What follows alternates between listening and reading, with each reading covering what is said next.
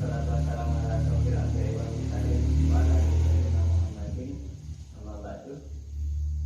Yang terhormat Ibu PP JGP Angkatan 7 Kabupaten Jember, yang kami hormati Bapak Kepala Sekolah SD Sumber Bulus 3, yang kami hormati Ibu Kepala Sekolah SD Negeri Sumber Bulus 2, yang kami hormati Bapak Ibu Dewan Guru SD Sumber Bulus 2, Ledo Ombo 2 dan Sumber Bulus 3. Marilah pertama-tama kita panjatkan puja dan puji syukur kehadirat Ilahi Robbi, karena kita bisa berkumpul di tempat yang penuh barokah ini dalam keadaan sehat walafiat. Amin ya robbal alamin. Yaitu dalam acara diseminasi budaya positif program guru penggerak angkatan 7 Kabupaten Jember. Yang kedua, selawat serta salam harus tetap kita curah limpahkan kepada Nabi besar kita, Nabi Muhammad SAW, karena beliau sekarang kita berada di zaman penuh dengan keimanan seperti sekarang ini. Baik Bapak Ibu sekalian, mari kita buka pada acara pada pagi hari ini dengan membaca basmalah bersama-sama. Bismillahirrahmanirrahim. Adapun susunan acara pada pagi hari ini, yang pertama pembukaan yang sudah kita lalui, yang kedua menyanyikan lagu Indonesia Raya dan Marsumber, yang ketiga sambutan, yang keempat doa, dan yang kelima materi pemaparan. Baik, memasuki acara yang kedua, yaitu menyanyikan lagu Indonesia Raya dan Marsumber. Kepada Ibu Sambodo, waktu dan tempat kami persilakan. Hadirin dimohon untuk berdiri.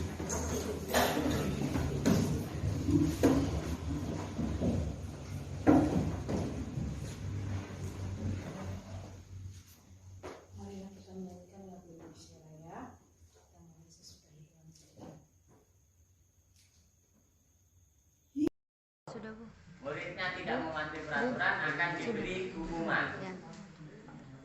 Nah, itu kita tidak melakukan penstabilan identitas.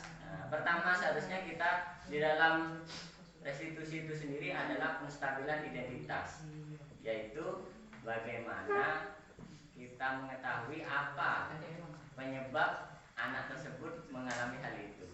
Seperti itu. Contohnya, kita tanya anak itu, mengapa kamu terlambat, anakku? Nah, misalnya seperti itu.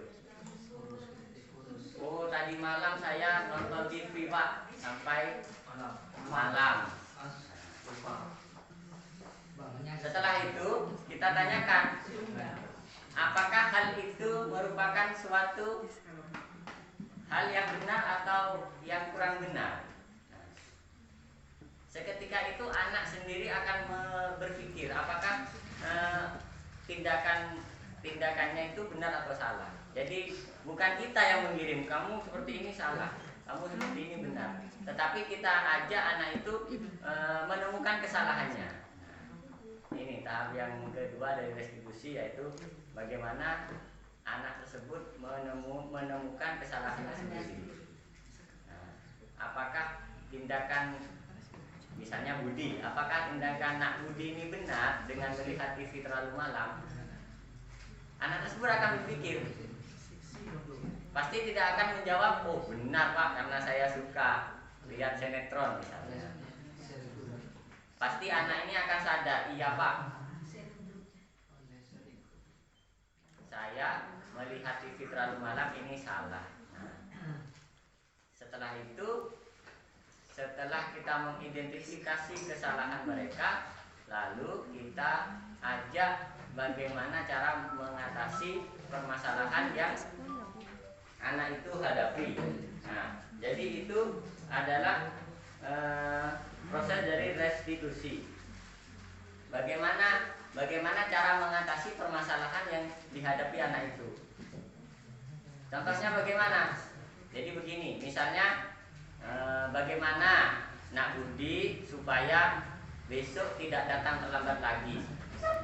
Maka dia akan apa? Akan berkata apa? Saya tidak akan nonton TV. Iya, nah itu merupakan salah satu cara supaya si Budi ini tidak datang terlambat lagi. Saya berjanji tidak akan menonton TV terlalu larut malam lagi sampai pagi. Nah, seperti itu. Setelah itu baru kita kembalikan lagi anak tersebut ke dalam kelompoknya, yaitu di lingkungan kelas, sehingga anak tersebut tidak merasa dihukum. Karena kalau kita seperti tadi, kamu terlambat lari 10 kali, lari jongkok. Nah, sehingga mereka kembali ke kelasnya, apa yang akan mereka rasakan? Coba Bapak Ibu sekalian, kalau terlambat disuruh lari, terus setelah itu masuk ke dalam kelas. Malu. Nah, apa yang akan apa dampak psikis yang akan dia alami? Pasti malu yang pertama. Minder, malu, minder. Capek sudah pasti. Misalnya tidak mengerjakan PR, disuruh maju ke depan sambil angkat. Biasanya kalau dulu angkat kaki satu, pegang telinga. Nah, itu. Masih ada beberapa sekolah. Oleh karena itu, mari kita perbaiki bagaimana cara tindakan kita melalui restitusi ini supaya anak kita kembali ke dalam lingkungan kelasnya menjadi lebih baik lagi, tanpa melukai perasaannya, seperti itu. Jadi itu restitusi sangat, menurut kami sangat perlu sekali diterapkan oleh Bapak Ibu sekalian. Jadi tidak harus dengan hukuman seperti tadi. Hukuman itu sangat meracuni bagi anak didik kita. Nah, itu. Nah, di dalam restitusi sendiri itu ada beberapa posisi kontrol. Nah, ini juga posisi kontrol yang akan saya sampaikan. Biasanya ini sudah kita lakukan secara sadar ataupun tidak sadar. Dulu ketika saya tidak sadar, saya ini sudah baik dalam mengajar kepada anak yang terlambat, anak yang baik saya sudah lakukan dengan baik. Ternyata setelah kami tahu bahwa posisi kontrol guru itu ada 5, ternyata saya masih ada di posisi ini, masih belum secara keseluruhan itu benar. Nah, yang pertama posisi kontrol yang pertama adalah guru sebagai penghukum. Nah, kembali lagi seperti yang tadi, mungkin ini yang masih banyak kita lakukan. Jadi guru sebagai penghukum dengan kata-kata kamu salah, kamu terlambat. Sudah mulai beli dulu ya Pak? Ya, sudah mulai beli dulu anak itu memiliki kesalahan. Jadi kita menjudge, kita itu menghakimi anak itu, sehingga anak itu punya anak itu sudah memiliki mindset bahwa saya itu salah, seperti itu. Lalu yang berikutnya adalah guru sebagai yang pertama penghukum ya, penghukum. Nah, yang pertama tadi penghukum. Jadi guru anak-anak disuruh lari itu penghukum. Nah, yang kedua guru merasa sebagai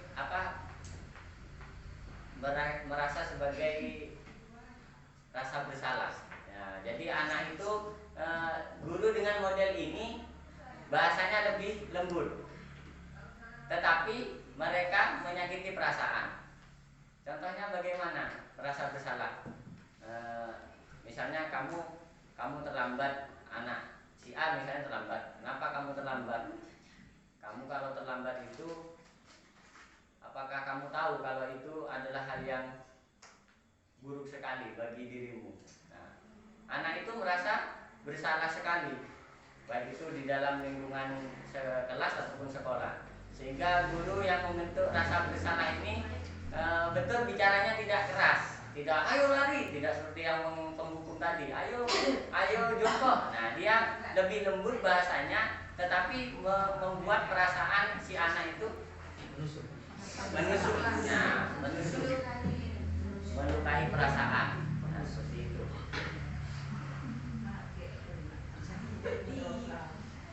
Membuat merasa bersalah. Nah, yang berikutnya adalah guru sebagai teman. Guru sebagai teman. Jadi misalnya ada anak terlambat, nah ini lebih lembut lagi bahasanya, lebih lembut daripada merasa bersalah.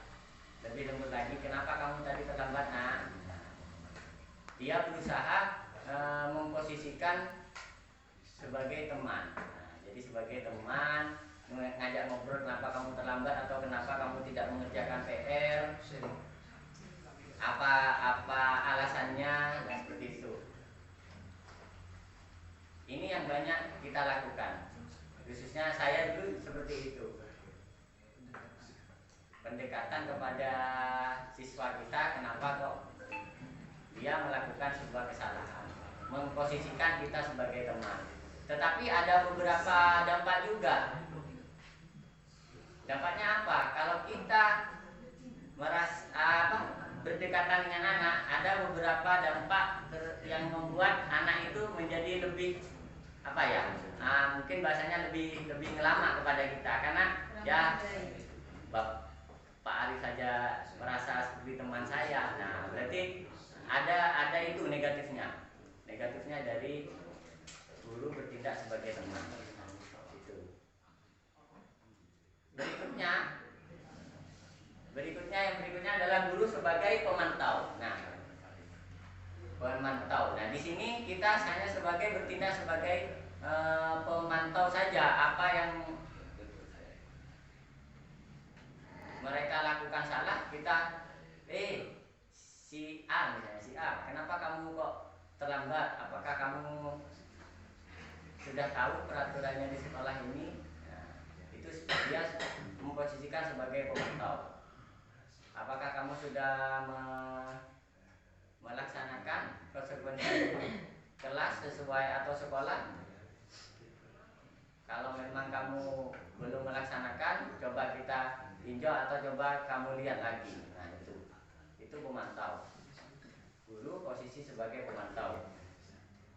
Yang berikutnya adalah guru sebagai manajer.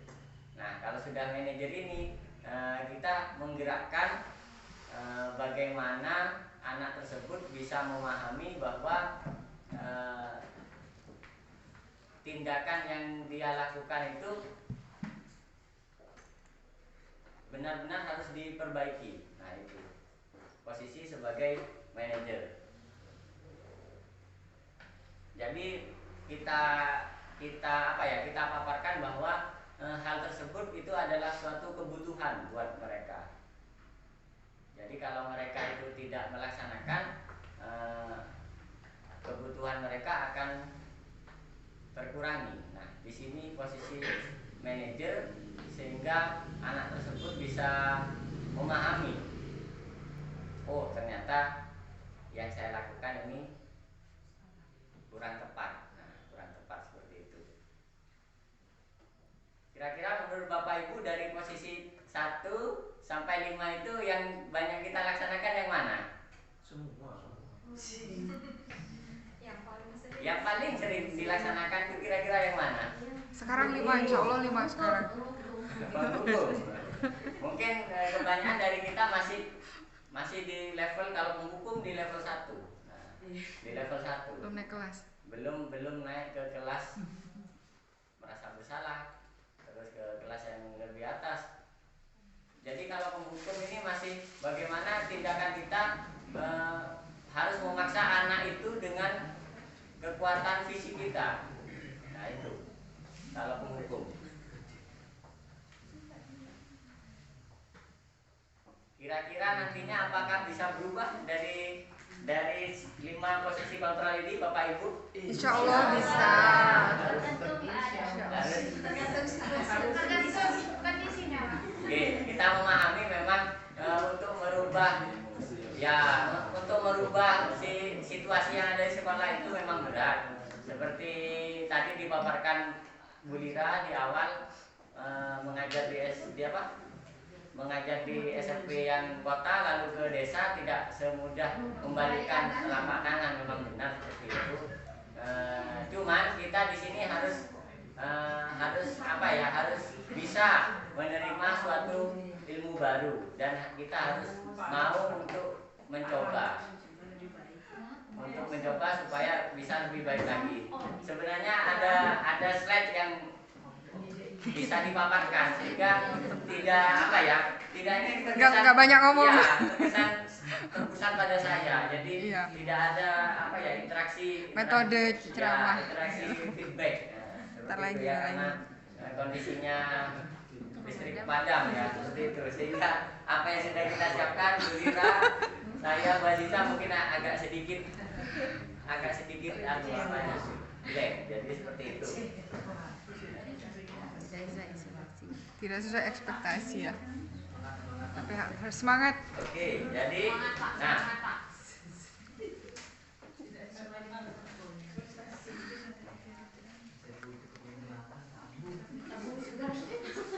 Nanti akan bacakan penjelasan.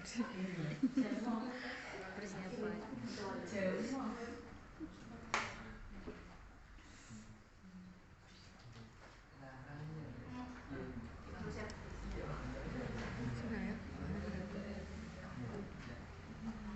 Arif.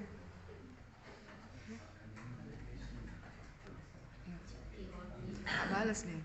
sudah ya Bapak Ibu, nanti rekap pertanyaan bisa ditulis dulu, nanti bisa kita buka diskusi di sesi tanya jawab. Yang akan datang gitu.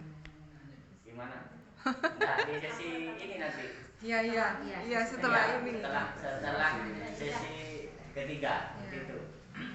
Baik Bapak Ibu, mungkin itu paparan dari kami. Kurang lebihnya mohon maaf karena memang situasi yang tidak mendukung ini seperti itu. Baik dari saya mungkin hanya itu.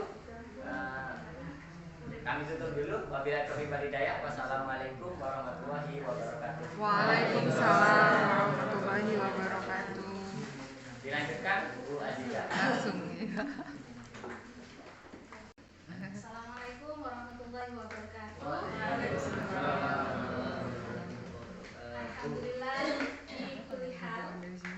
Saya bersyukur, mudah-mudahan juga Bapak Ibu bersyukur, meskipun ini sesuatu yang sebenarnya tidak kami inginkan, sesuatu yang tidak menyenangkan sebenarnya, tapi patut juga kita syukuri. Kenapa? Karena pasti Allah memberikan atau ada sesuatu hikmah di balik kegiatan pada pagi hari ini yang sangat di luar rencana kami. Salah satunya ada pemadaman listrik yang sebenarnya sangat mengganggu atau sangat menjadi kendala bagi kami bertiga.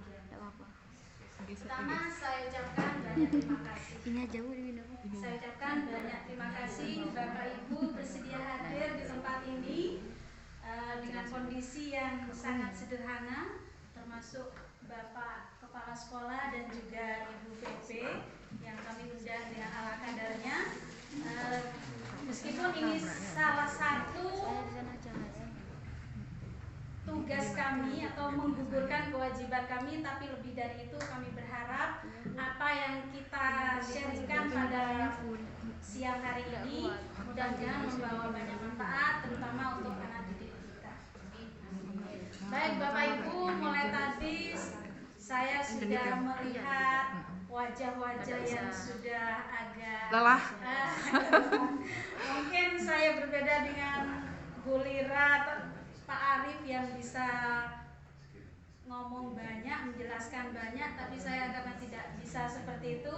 Di sini saya hanya mengajak Bapak Ibu untuk sharing saja, sambil lalu nanti kita membahas materi yang menjadi bagian saya. Nah, kebetulan materi yang bagian saya ini adalah materi yang sudah biasa Bapak Ibu lakukan, jadi mungkin nanti hanya hal kecil saja, cuma ada sedikit perbedaan yang sudah biasa kita lakukan.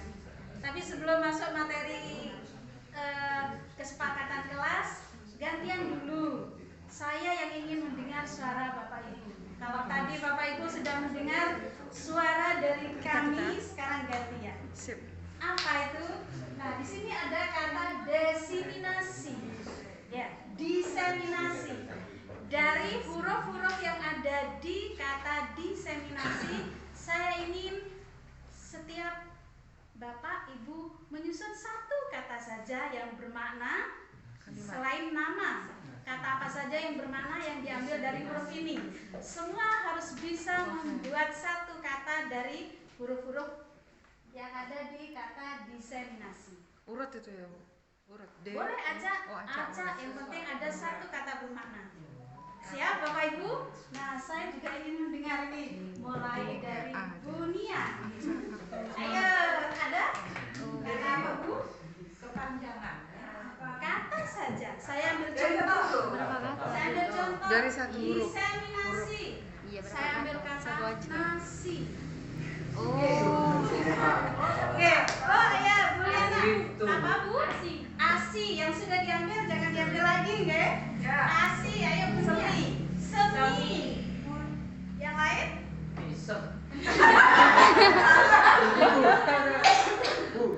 Isi. Pak Amir.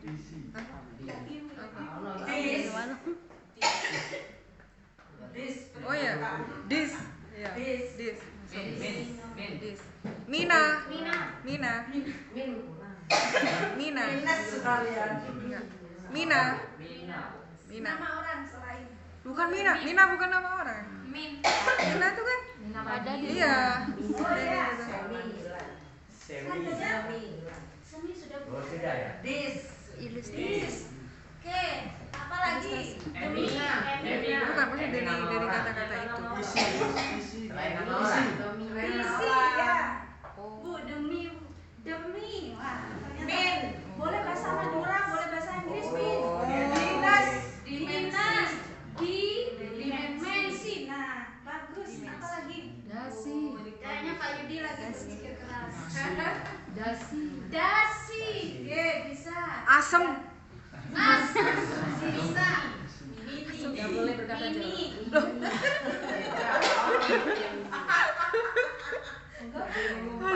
Iya ya bener. Ada? Dasi. Misi. Misi. Mesin. Mesin. Atau Iya. kita bisa juga mesin. Ada juga dari. Betul, betul. Satu lagi Bu sebelum dimulai. Hah? Dinas. Akhirnya ada. Amin. Sudah. Amin. Ya. Insan. Sisa. Insan. Ternyata satu kata ini kita bisa mengolah banyak sekali kata. Ini Bapak Ibu, kenapa saya ambil Emina. Oh iya. kenapa saya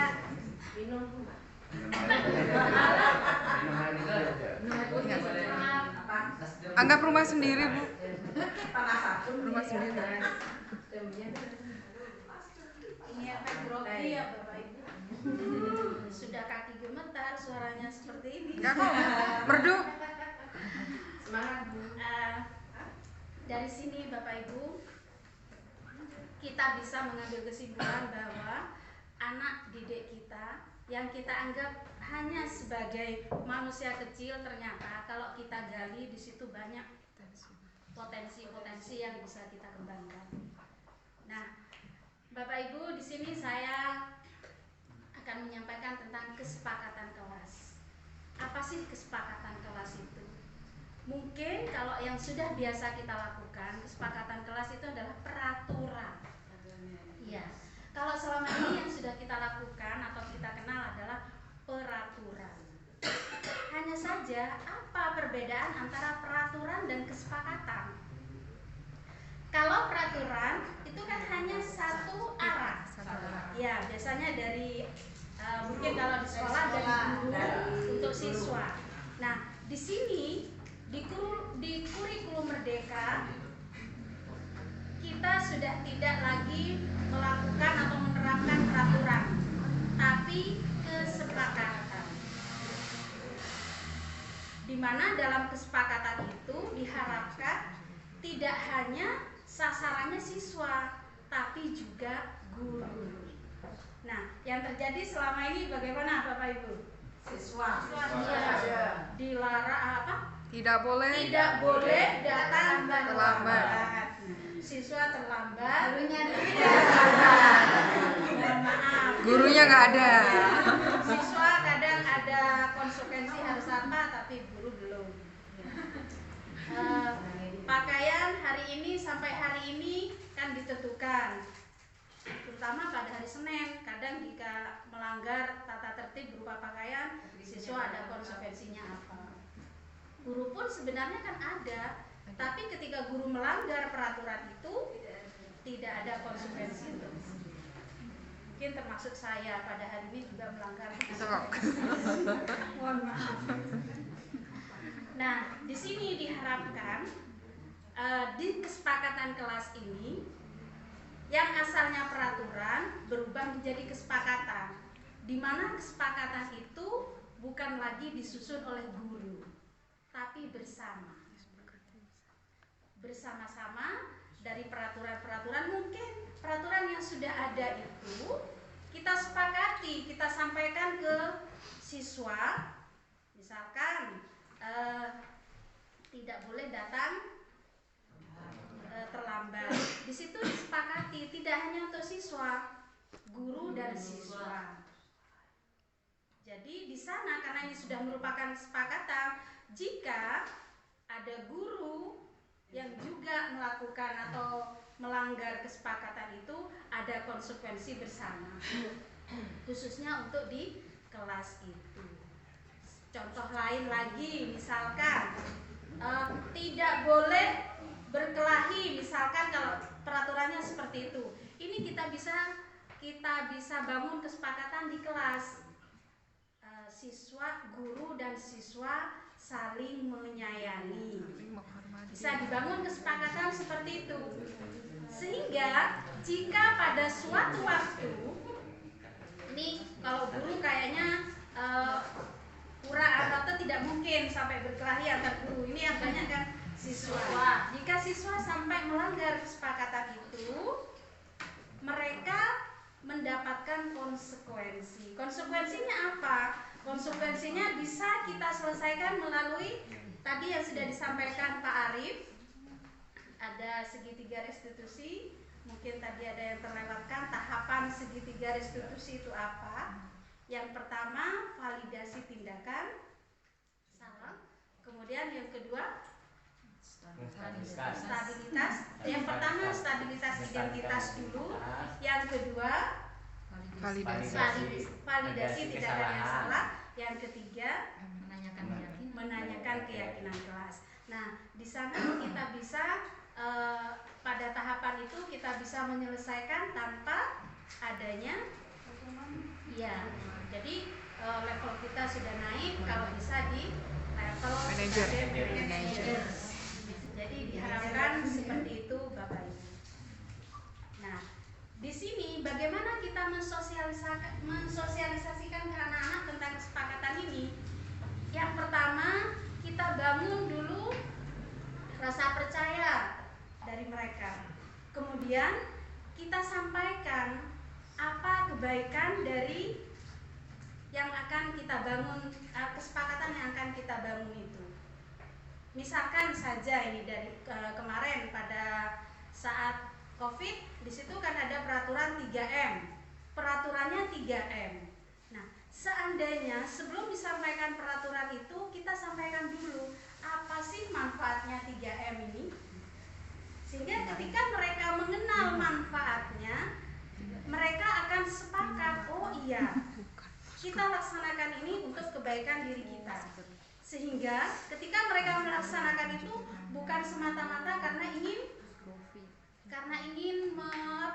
memenuhi atau mentaati peraturan, tapi itu merupakan dorongan dari dalam dirinya sendiri.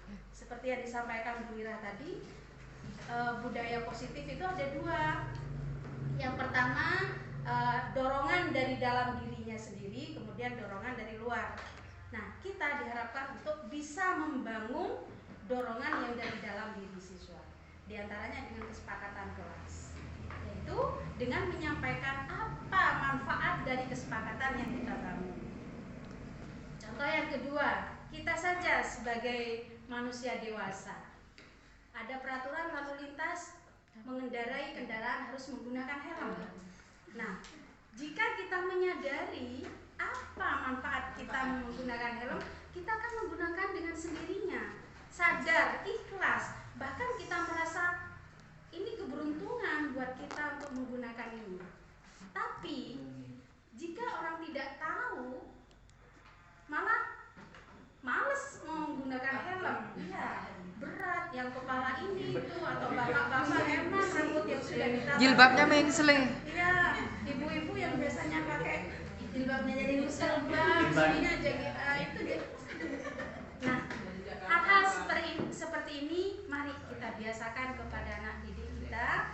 Jadi yang awalnya selama ini berupa peraturan, mari kita bangun atau kita jadikan sebagai kesepakatan kelas. Dari kesepakatan kelas itu, setiap kelas memiliki kesepakatan-kesepakatan. Jika itu dilaksanakan, maka akan terbangun kebiasaan positif di sekolah.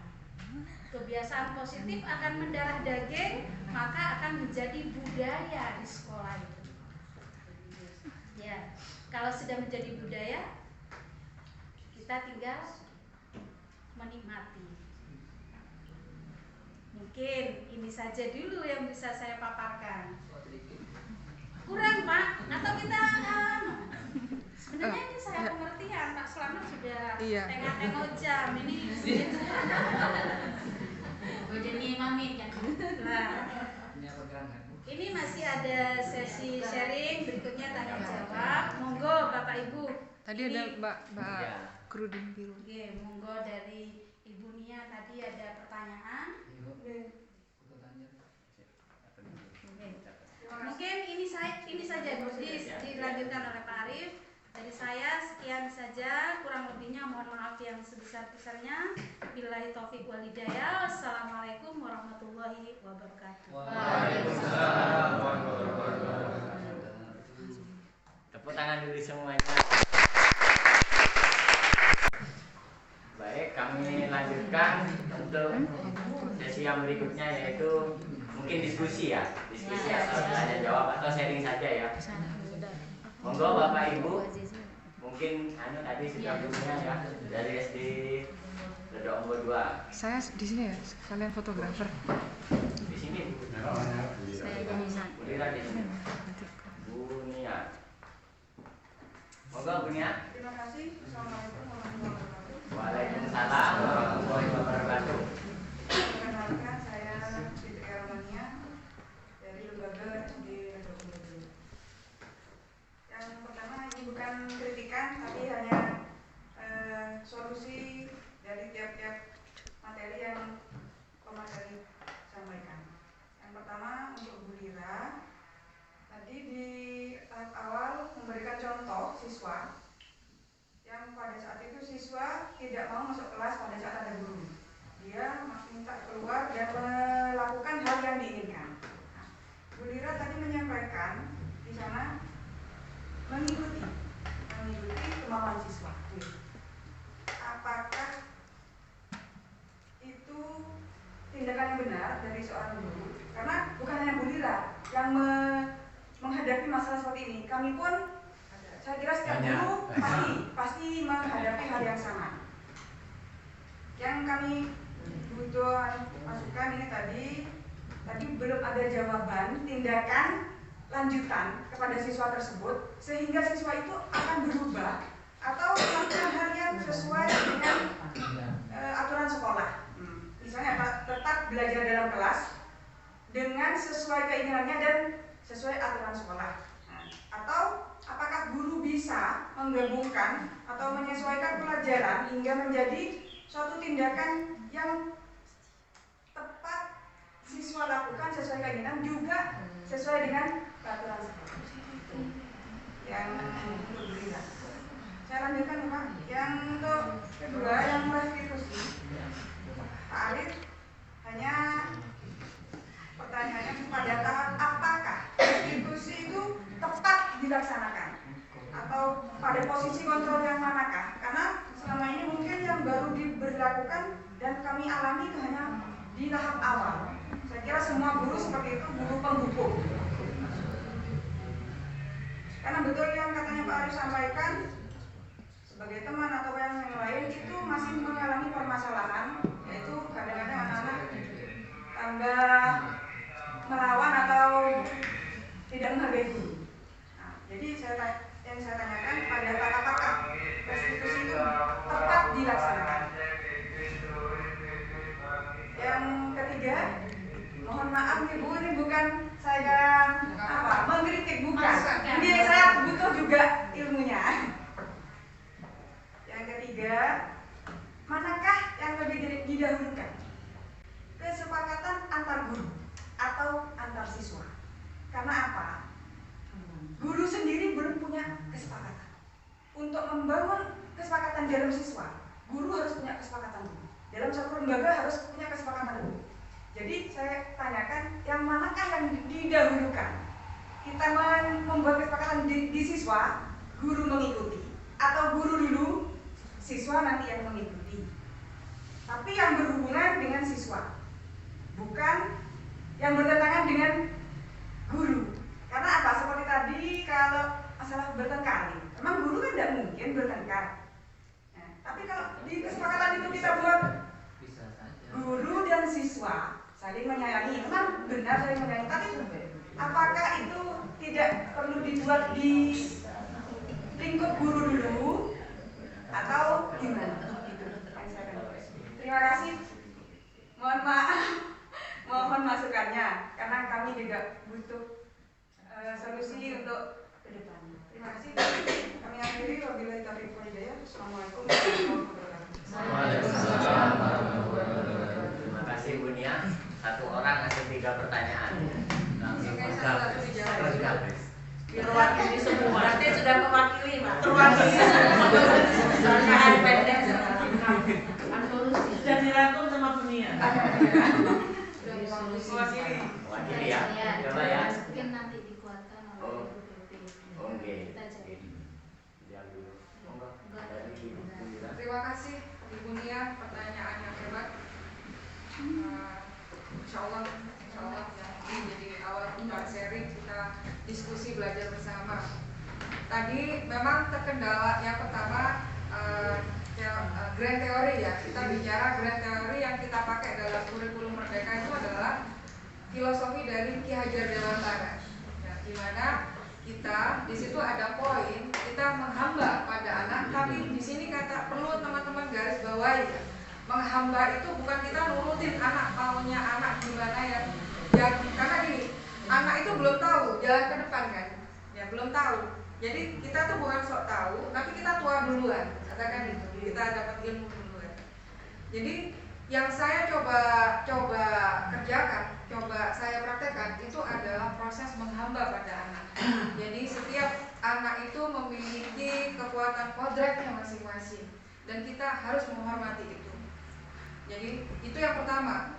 Jadi yang saya pelajari, ini yang sudah saya terangkan, itu saya mencoba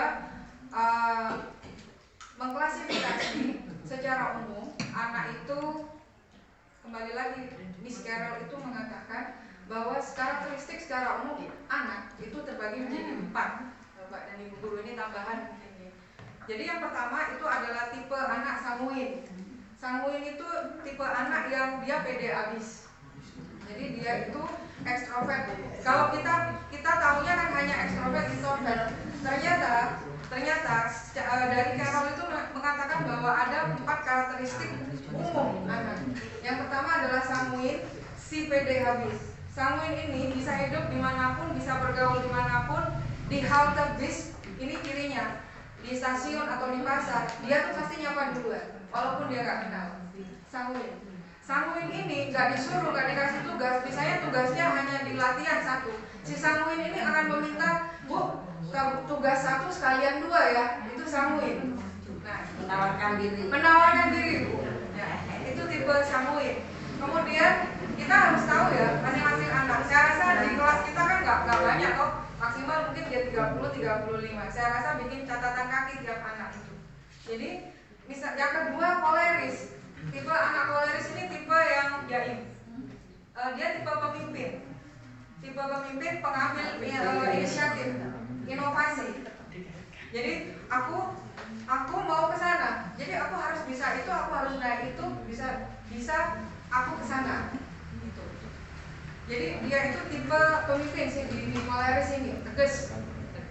Oke. Kalau yang ketiga melankolis. Melankolis ini anak ini ada positif, semuanya ada positif negatifnya. Kalau melankolis ini kelihatan dari anak yang kalau mau masuk ke kelas dia selalu pakai baju dirapiin. Kita aja, yang bapak ibu atau saya aja, kalau buka lemari mau berangkat sekolah, baju ini jilbab ini matching nggak, sepatu saya yang mana, tas saya yang mana, itu melankolis. Terlihat perfect ya, Bu. Betul, perfeksionis itu melankolis. Melankolis ini biasanya kalau saya terapkan ke anak-anak saya, itu saya jadikan atau saya arahkan untuk dia jadi sekretaris atau bendahara. Karena kehati-hatiannya tinggi melankolis itu. Jangan sampai aku salah, jangan sampai jilbabku mengsling. Jadi mau masuk kelas pun kadang kita nggak usah anak-anak, kita aja dari parkiran menuju ruangan masih nampang ke mobil orang langsung betulin. Nah, itu saya rasa sudah sebagian dari ciri melankolis. Kemudian yang terakhir itu phlegmatis. Phlegmatis ini terima apa adanya. Jadi kalau nggak dicocok nggak muni. Tapi bagus, ada positifnya. Kembali lagi ada positifnya. Kalau phlegmatis, anak dengan karakter phlegmatis itu pola belajarnya ya harus kita terangkan, kita face to face di depan anak. Kenapa? Karena dia tidak ada inovasi untuk dia mencari sumber sendiri. Kalau bapak ibu guru sudah bilang di buku modul judulnya itu ya pas, harus pas. Saklek, jadi dia tuh menerima perintah gitu, Mbak. Jadi itu kalau saya biasanya anak yang seperti itu, mohon maaf, itu yang saya jadikan mata-mata. Tapi mata-mata dalam hal yang bagus, dalam hal bagus. Karena apa? Tipe anak phlegmatis ciri khasnya adalah diam. Itu phlegmatis. Tapi kebaikan dari phlegmatis itu dia adalah secretman yang terbaik di dunia. Jadi mohon maaf kalau bapak dan ibu guru punya bestie, ya kemudian dengan curhat semuanya, punya bestie, dengan curhat si bestinya itu nyampe kemana-mana, jangan pernah menyalahkan bestie Anda. Salahkan diri Anda sendiri. Kemungkinan bestie Anda itu adalah tipe sanguin, yang dia ember. Jadi jangan pernah menyalahkan. Jadi kalau mau cari bestie, punya bestie mendingan 4. Kalau untuk asik-asik sanguin aja. Kalau yang untuk semangat, untuk memacu semangat, untuk charging semangat kita, koleris kita aja. Tipe koleris itu pasti dia menginginkan yang baik-baik untuk dirinya. Kalau yang melankolis itu kalau di saat kita lagi jatuh cinta, maaf ya kalau seperti saya mungkin nggak lagi jatuh cinta. Maksudnya gini, menyimpan, kita butuh sharing dengan teman yang rasional. Nah itu kita bisa dengan melankolis, ya karena itu menenangkan hati kita. Tapi kalau kita ingin ngumpat seseorang atau kesel sama seseorang, mungkin ya, tapi saya tidak mengajarkan di sini. Kita cari sanguin. Setidaknya kita puas. Sanguin pasti akan mendengarkan. Oh gitu. Iya, sabar. Kan kita cuma butuh didengarkan. Baik, kami lanjutkan karena waktu sudah mepet. Untuk pertanyaan yang kedua, saya kira sudah terjawab semua, Pak. Pertanyaan saya dari awal sampai akhir sudah terjawab semua. Jadi maksudnya bukan, Pak. Gini, cuman saya ingin menambahi saja karena memang ini tadi karena kita tidak bisa memaparkan sehingga yang saya tangkap ini masih ada yang sepotong sehingga pemahaman Bapak Ibu belum lengkap, jadi belum connect seperti itu. Jadi untuk kebutuhan dasar manusia itu coba saya beritahukan ada 5. Yang pertama itu bertahan hidup, yang kedua adalah kasih sayang dan rasa diterima, kebebasan, yang ketiga, yang keempat kesenangan, dan yang keempat penguasaan. Nah itu yang menciptakan pembelajaran berdiferensiasi yang disampaikan Pak Prait, sehingga anak-anak itu punya style sendiri-sendiri. Oh, mungkin anak ini kurang kasih sayang, tadi disampaikan Bu Ibu, berarti dia kurang mendapatkan kasih sayang di lingkungan rumahnya, seperti itu. Atau kebebasannya juga terbelenggu, mungkin di sekolah selalu selalu dikekang, terus di rumahnya dikekang, sehingga di sekolah dia membuat ulah. Nah, itu berarti kebutuhan kebebasannya kurang, sehingga seperti itu yang pertanyaannya Bu Nia tadi ya, mengikuti apa tidak sudah disampaikan tadi. Jadi ada kebutuhan dasar manusia, ada pembelajaran berdiferensiasi, lalu ada kodrat alam dan kodrat zaman. Jadi kita tidak bisa memaksa. Ini juga yang ingin saya sampaikan tadi lupa mungkin. Kalau dulu teori tabula rasa, di mana anak itu seperti kertas putih. Ini teori yang dulu ya. Jadi kertas putih kita yang ngisi oret-oret. Kita mau ngisi baik, anak itu jadinya baik. Kita mau ngisi jelek, anak itu jelek. Nah, ini pemahaman dulu. Kalau sekarang kita sudah berubah, karena sekarang teori tabula rasa itu sudah tidak relevan lagi. Jadi anak itu sudah ada isinya, tinggal kita menuntun tadi yang disampaikan Bu Lira, menuntun bagaimana kita membersamai mereka, menuntun mereka. Oh, kamu maunya apa sih? Oh, saya mau sepak bola, Pak. Tetapi kan kita arahkan sepak bola itu kalau tidak ada kemampuan bahasa Inggrisnya juga minus. Seperti itu.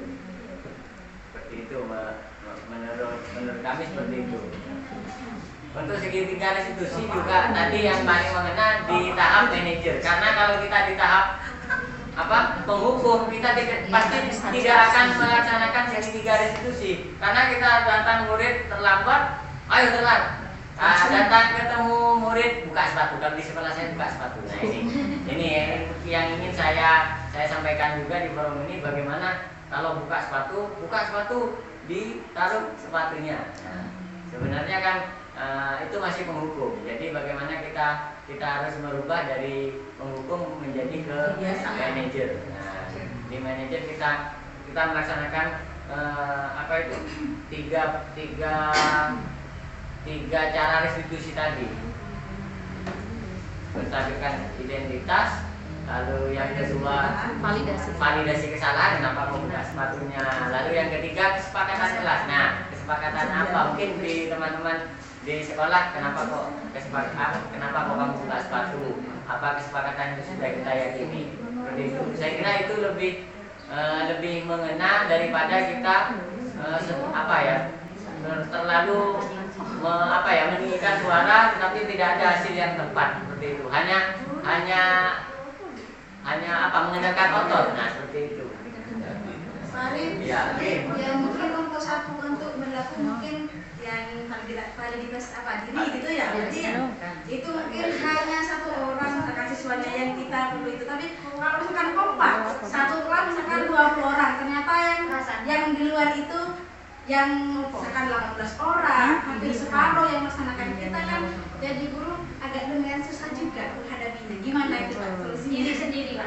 Iya, tidak salah. Ya. Ini memang seperti ini yang terjadi di sekolah ya, memang tantangan kita. Oleh karena itu kita harus cari akarnya dulu, akar permasalahan dulu. Karena saya paham, contohnya maka satu anak itu harus dipanggil dulu, tetapi caranya tidak dengan cara yang penghukum tadi, tapi kita dengan cara sebagai manajer.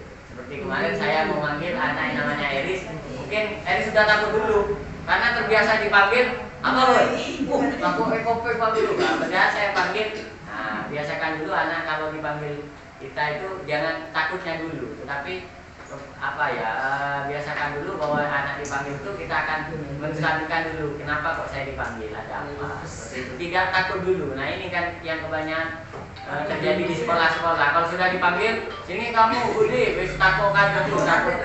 takut dihukum, takut di apa. Nah, itu yang harus kita hindari, seperti itu. Nah Pak, kalau misalkan dikasih tugas PR, misalkan berapa kelas gitu ya, tapi yang paling cuma 3 orang yang mengerjakan, sudah dihukum mungkin yang sederhana ya Pak ya, mungkin cuma teman-temannya yang menghukum bukan gurunya gitu, ternyata masih tetap diulang lagi berulang kali terus menerus dikasih hukuman yang beda sama gurunya. Ya. Untuk lari misalkan, lari mungkin 10 kali putaran, ternyata masih Ya. nah akhirnya naik tingkat hukuman, oh 30 lari lapangan, sudah berkurang, memang sudah berkurang hukumannya, anak-anak sudah banyak yang mengerjakan PR, cuman dalam jangka waktu pendek, dalam ketika jangka panjang Terulang lagi. diulang lagi, banyak lagi yang tidak mengerjakan. Ya. Itu mohon solusinya Oke. ke TU juga. Ya, seperti itu karena memang tahapnya masih di tahap yang nomor 1, yaitu di tahap hukuman. Kuncinya itu kita ubah dari tahap penghukum ke tahap sebagai manajer.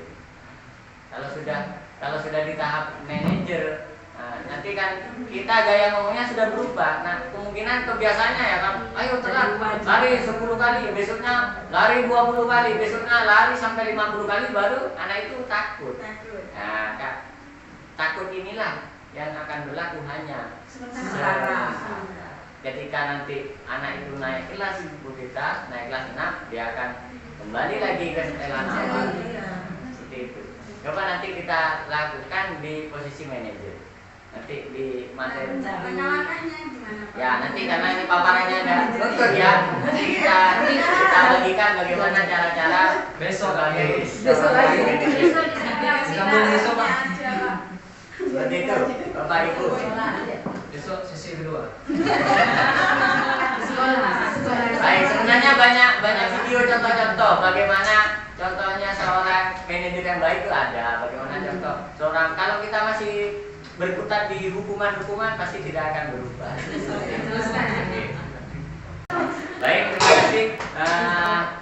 Sangat seru sekali diskusi pada siang hari ini, karena memang banyak slide yang tidak bisa kita tampilkan, sehingga ini menjadi koreksi untuk kita bertiga. Nanti pada saat pemaparan selanjutnya kita akan lebih siap lagi. Baik seperti kendala teknis seperti ini bisa kita hindari, sehingga apa yang kita sampaikan tidak diterima sepotong-sepotong. Tidak diterima sepotong-sepotong. Tentunya nantinya setelah acara diseminasi ini diharapkan di setiap lembaga akan lebih baik lagi dalam dalam menerapkan budaya positif ini. Sebenarnya kita sudah menerapkan, cuma dengan penguatan ini akan lebih baik lagi ke depannya. Seperti itu, Bapak Ibu. Baik, kalau sudah Sudah jam 11 lebih Mas. ya, oke. Karena kita memang dibatasi oleh waktu karena hari ini hari Jumat, jadi kita tidak bisa bebas berdiskusi, Bapak Ibu, terutama bapak-bapak ini sudah mulai gelisah.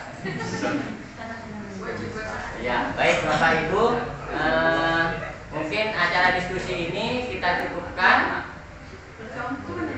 sampai saat ini. Nanti kita sambung ya, mungkin di acara diseminasi yang kedua atau yang ketiga bisa kita berdiskusi lagi, lebih seru lagi dari ini ya, harapannya kita ya. Mungkin ada perubahan apa di sekolah, nanti bisa dibawa lagi ke forum ini. Ternyata setelah diterapkan enak, atau ternyata tidak bisa diterapkan di SD saya, cari cara lain. Tapi pesan saya, jangan menyerah dulu. Dicoba. Dicoba dulu. Solusi terbaik. Ya, cari solusi terbaik seperti itu, Bapak Ibu. Mungkin hanya ini yang bisa kami sampaikan. Kami perwakilan dari CGP Angkatan 7, saya Arif Effendi, Bu Lira, dan Bu Azizah. Mungkin ada kesalahan tutur kata, perbuatan tadi pada saat penyampaian materi. Sampai sekarang kami mohon maaf yang sebesar-besarnya.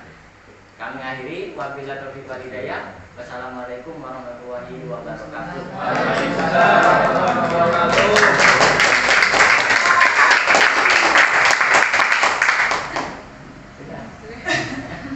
Karena mohon maaf panitianya ya ini aja ketemu